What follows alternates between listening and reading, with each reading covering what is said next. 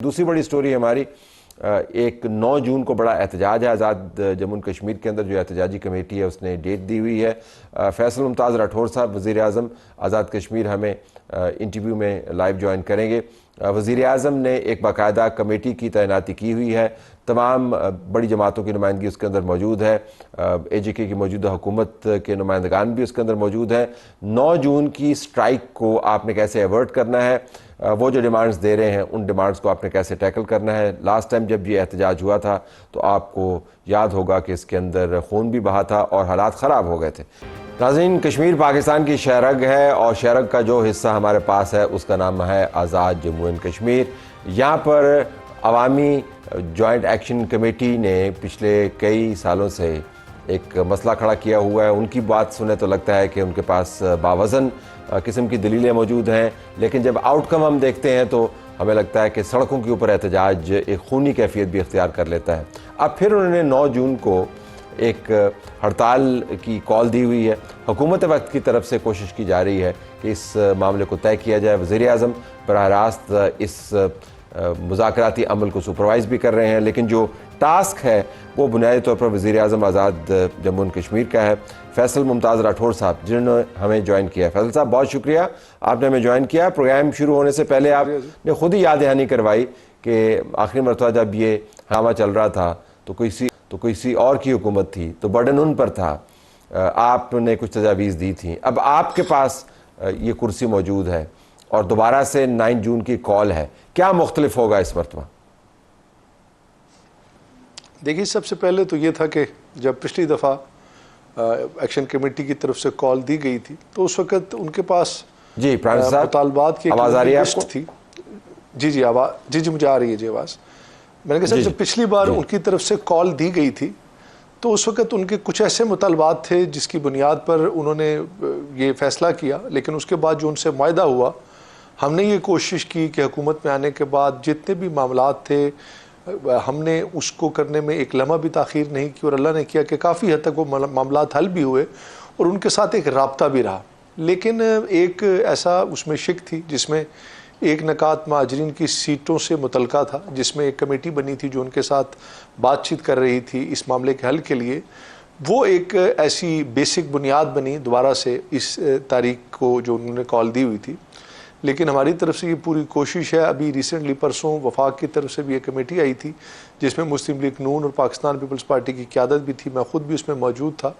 बड़े अच्छे माहौल में हमारी बातचीत भी रही, उनके साथ तमाम इश्यूज़ को डिस्कस भी किया गया। हुकूमत की तरफ से जितने मामलात थे जो हल किए गए एक एक करके वो भी बताए गए। लेकिन उनसे सिर्फ एक हमने उस वक़्त कहा था कि हमें थोड़ा सा ये वक्त दे दे, चूँकि जो डेट उन्होंने दी थी 9 तारीख की, तो जब चूँकि इस आइनी तरमीम या किसी भी हवाले से जो सीट्स का फ़ैसला था वो अकेले एक जमात के बस की बात नहीं, उसमें एक पॉलिटिकल कंसेंसस चाहिए था और उसके लिए हम चाहते थे कि APC बुलाएं, तमाम सियासी जमातों के साथ मिलकर इस पर बात करें और फिर एक कंसेंसस बनाने के बाद हम इसमें आगे बढ़ें।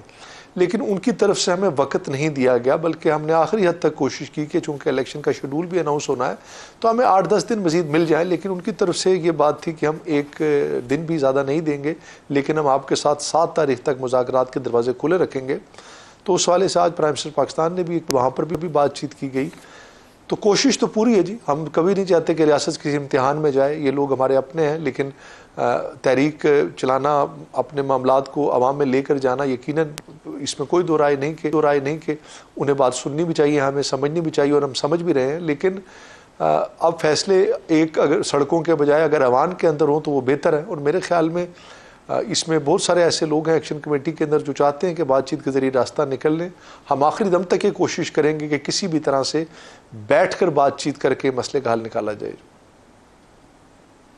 मसला आवाम को समझाने के लिए मुख्तसरन 12 मुहाजिर नशिस्तों का क्या है, अगर आपको बताना हो कि मसला कहाँ पर फंसा हुआ है? क्योंकि एक ख्याल ये भी है प्राइम मिनिस्टर साहब कि जो मरकज़ में हुकूमत है मुस्लिम लीग नून की, उनका इन 12 नशिस्तों के बारे में बड़ा वाज़ेह मौक़िफ़ है और मौक़िफ़ यही है कि हमने उसको तब्दील नहीं होने देना है, क्योंकि ज़ाहिर है इससे इंतख़ाबात जो पंजाब के अंदर होते हैं जिससे उनकी पार्टी की स्टैंडिंग मुतासर होती है आज़ाद कश्मीर के अंदर, वो उसको कॉम्प्रोमाइज़ नहीं करेंगे। आपके ख्याल में गुंजाइश कहाँ पर है? देखिए, सबसे पहले तो ये एक इन माजीन की सीट्स के हवाले से माजी के अंदर भी कुछ लोगों के एतराज़ात रहे हैं, चूँकि ये सीट्स डायरेक्टली चूँकि पंजाब में है, 9 सीट्स हमारी, एक KPK में है, एक सिंध और अपना उसमें है बलूचिस्तान में, ये 12 सीट्स हैं हमारी। और इनके बारे में अक्सर ये तासुर दिया जाता है कि ये चूँकि वफाकी हुकूमत के बजाय सूबाई हुकूमतों के ज़ेर असर इंतखाबात होते हैं, मैनुपलेट हो जाती हैं। लेकिन ये एक अलग डिबेट है जिसमें यकीनन हमें एतराज़ात भी लोगों के इसके हवाले से रहे हैं। सारी सियासी जमातें, पीपल्स पार्टी, नून लीग खुद भी इस पर एतराज़ करती रही है। लेकिन इस वक्त हमारे लिए सबसे बड़ी अहमियत रियासत के मामलात और उन मसाइल की है जो कि आवाम के साथ जुड़े हुए हैं। लेकिन चूँकि एक वक्त में सियासी जमातें इस पर बात करती रही हैं, कुछ फ़ंड्स के हवाले से लोगों के तहफ़्फ़ुज़ात रहे हैं, कुछ लोगों के जहनों में ये है कि हुकूमतें जब तब्दील होती हैं तो इन सीट्स का रोल होता है। लेकिन इन तमाम चीज़ों के बावजूद महाजरीन का, उनकी कुर्बानियाँ हैं, उनका एक रोल है, उन्हें किसी भी हवाले से नज़रअंदाज नहीं किया जा सकता। और अगर इसमें किसी भी सियासी जमात, चाहे वो पीपल्स पार्टी हो, चाहे वो नून लीग हो, उनकी कोई सियासी वबस्ती या सियासी मफादात है तो वो एक तरफ हैं। इस वक्त मैं ये समझता हूँ कि हमारे लिए रियासत का मफाद सबसे ज़्यादा ज़रूरी है। सीट्स के हवाले से इसमें कोई हमारी तरफ से ऐसी पाबंदी नहीं है। इस पर डिस्कशन हुई कि कुछ सीट्स को कम भी किया जा सकता है, उसमें वोटों के तनासुब से, चूँकि रियासत के अंदर जो इस वक्त वोट रजिस्टर्ड हैं वो ज़्यादा है, जबकि माजरीन के हलकों में जम्मू और वैली के थोड़े वोट हैं, तो उस बुनियाद पे सीटों पे कमी पे भी बात की गई है। तो हमने इसमें कोई दरवाज़ा बंद नहीं अभी तक किया। हम चाहते हैं कि नेगोशिएशन के साथ इस पर कोई अफ़ाम व तफ़हीम से रास्ता निकाल लिया जाए। बिल्कुल। आखिर में अगर मैं आपसे पूछ पाऊँ, इम्कानात का खेल है, अगर ये ना हुआ और एहतजाज कौन सा दूर है, और पिछली मरतबा जो एहतजाज हुए उसके अंदर जो मामलात बने उससे आप बखूबी वाकिफ़ हैं, आपकी हुकूमत क्या करेगी उस एहतजाज को अगर ये मुतालबा पूरा नहीं होता, and the press ahead with एहतजाज, तो क्या करेंगे आप? हम तो कोशिश सबसे पहले तो आखिरी हद तक ये करेंगे कि वो लोग सड़कों पे ना आए और ऐसा मामला ना बने। मगर अगर खुदा ना खास्ता ऐसा मौका आ गया तो कोशिश करेंगे कि पुरअमन रहे और कम से कम हम ताकत की बुनियाद पे, फोर्स की बुनियाद पे उन्हें रोकने की कोशिश नहीं करेंगे। कोशिश करेंगे उन्हें ठंडा पानी पिलाएं, उनकी जो है उनका हर तरीके से जो उनकी कहते हैं तबई और उस हवाले से वहाँ पर उनका ख्याल रखा जाए। कम से कम रियासत के अंदर किसी भी ऐसी सिचुएशन के हम मुतम्मिल नहीं हो सकते कि हम ताकत का इस्तेमाल करके उन्हें रोकें। लेकिन ये चीज़ मैं समझता हूँ रियासत के लिए बेहतर नहीं, चूँकि दूसरी तरफ हिंदुस्तान जो हमारा दुश्मन है वो इस चीज़ से बेपनाह फ़ायदा उठाता है और वो किसी भी अवामी हकूक़ की तहरीक को पाकिस्तान के साथ मुआवजा करते हुए उसके साथ उस मामलात को दूसरी तरफ ले जाता है। और मैं नहीं समझता कि इस मौके पे हम इस चीज़ के मुतम्मिल हो सकते हैं।